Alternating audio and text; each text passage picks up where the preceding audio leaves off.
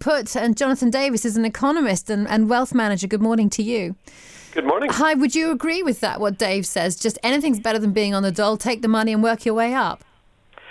I think it's very fair. I think that to expect the state to look after you because you don't ultimately want to work. When I say ultimately, I mean you have the decision whether or not to do so, then I think that's ridiculous. Of course the state shouldn't pay for what you want because you ultimately, and I'm going to use this phrase, can't be bothered to work at whatever is available. Yeah. And what do you think it is about the restaurant trade in particular that seems to be putting off British people? Yeah, I'm not actually convinced that it is the restaurant trade in particular. I think it's low-paid service industry in general. And, you know, ultimately, we have successive governments who ultimately support a high cost of living policy. They have raised the cost of living. This is all governments. They have raised the cost of living for decades, and particularly in the last several years, relative to incomes.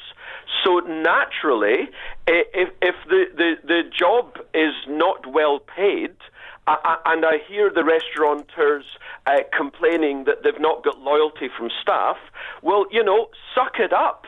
You know, the owner of a business will walk through fire for that business to succeed. But if you're employing someone at not high wages in a high cost of living environment, you can't expect them to be loyal. If the guy down the road is paying 20% more, they're going to be going there like a shot. You cannot expect people to do what you want, to do your bidding, and yet you don't make it worth their while to hang around. And do you think that the British people, they hold out for something different? And what's the difference then when, I mean, the restaurateurs today saying it's the attitude of people perhaps from the continent or from further afield. Do you not buy that? Do you think it purely comes down to economics? I do think it comes down to economics purely. There's no doubt that East Europeans, etc., are prepared to work extremely hard for really low pay. And the reason for that is because back home, no one is going to give them a penny for doing nothing. So they have to coin the phrase, get on their bike and find work, find an income. Whereas in this country, you don't actually ultimately have to do that. And as I say, the idea put around is that working in restaurants is beneath British folk. We don't want to work in the service industries.